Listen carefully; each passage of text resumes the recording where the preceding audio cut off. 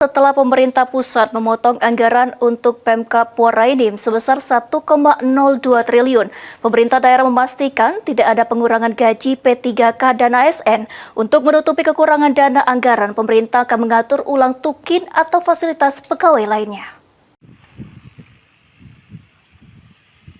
Pemerintah pusat memotong anggaran pemerintah daerah termasuk Kabupaten Muara Enim pada tahun 2026 datang. Pemotongan anggaran daerah ini guna efisiensi oleh pemerintah pusat. Semula anggaran daerah atau APBD Kabupaten Muara Enim sebesar 3,4 triliun dipotong menjadi kurang lebih sebesar 1,02 triliun. Pemotongan anggaran ini menjadi pemotongan APBD Kabupaten terbesar kedua di Sumatera Selatan setelah Kabupaten Musi Banyuasin. Jelas pemotongan ini akan berdampak pada pembangunan daerah dan fasilitas kepegawaian dari ASN dan P3K. Bupati Muara Enim Edison menjelaskan, pihaknya telah melakukan koordinasi dan skema besar untuk mengatur keuangan daerah agar semua program dan gaji pegawai tetap berjalan.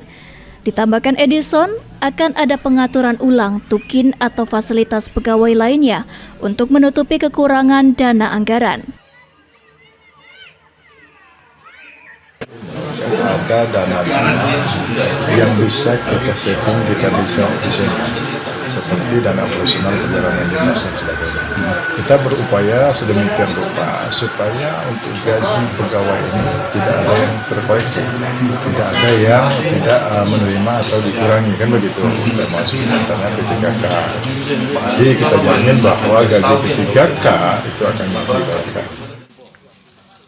Dengan adanya pemotongan anggaran daerah atau APBD akan berdampak pada program kesejahteraan masyarakat. Namun pemerintah Kabupaten Muara Enim berusaha untuk tetap menjalankan program sesuai pada tujuan awal untuk pembangunan dan kesejahteraan masyarakat Muara Enim. Mardian Syapal TV.